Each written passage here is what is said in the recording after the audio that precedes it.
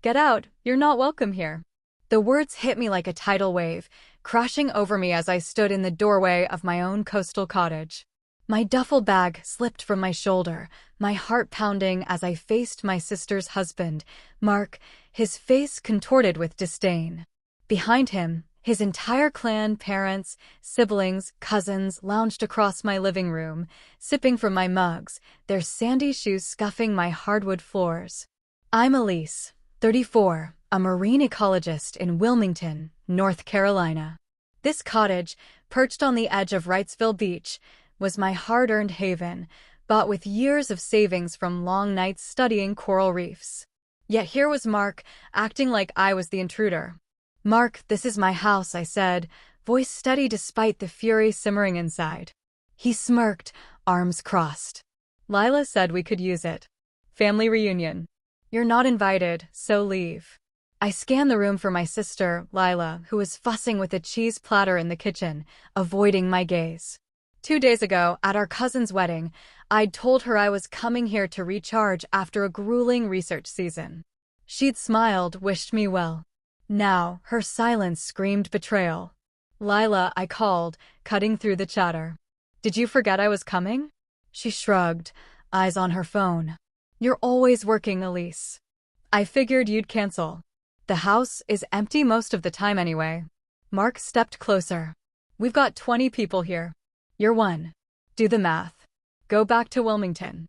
The room went quiet, his family watching like I was the villain in their vacation drama. I'd always been the peacemaker, the one who lent Lila money for their car payments, who hosted their kids for sleepovers. But this was a line crossed. I smiled, cold and sharp. "Fine. Enjoy your weekend." Mark blinked, expecting a fight. I turned, walked to my car, and drove to a nearby diner. My hands shook as I dialed my lawyer, Sarah, then my property manager, and finally a contact I'd hoped never to need. By dusk, my plan was set. I checked into a motel, the ocean's hum of faint comfort as I wrestled with doubt. Was I really doing this? Burning bridges with Lila over a cottage? Then I remembered Mark's sneer, Lila's indifference. Yes, I was doing this. Growing up, Lila was the golden child, 3 years older, always the center of attention. I was the quiet one, nose in books about ocean ecosystems. Our parents adored us both, but Lila's light burned brighter. I didn't mind my career, my cottage, my life were mine, built without their help. I'd given Lila a key, thinking family meant trust. I was wrong. The next morning, I met Sarah in Wilmington. "They're trespassing," she said, scribbling notes. "You could call the police, but with Lila's key, it's murky." Or, she leaned forward, eyes gleaming. "We make them regret stepping foot in your house." "Tell me how," I said. By noon, everything was in motion. Utilities in my name? Suspended. Sheriff's notice? Filed. All legal, all ruthless. I sipped coffee at a beachside cafe waiting. At 3 p.m., Sarah called. "It's done. They're feeling it now." Lila's call came minutes later, voice shrill. "Elise, the power's out. The water's off.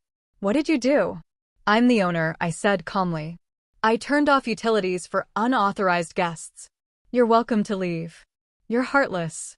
Mark's parents are elderly. Then take them somewhere else. Like Mark told me to do." She hung up, furious. Mark called next, spitting venom. "You'll pay for this. My mom's diabetic." "Mom's diabetic." "Then find a hotel," I said. "Oh, and you've got until 6 p.m. before the sheriff removes you for trespassing." My parents called, pleading. "Elise, this isn't you," Mom said. "Let them stay." "No," I said. "They betrayed me. I'm done being your doormat."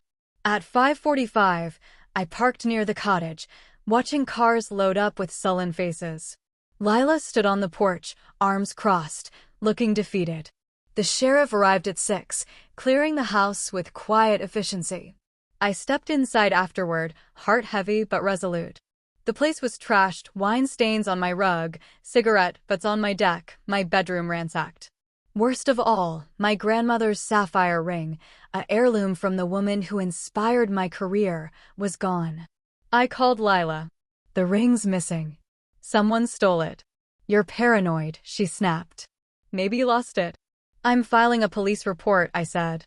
Find it, or I name everyone who is here.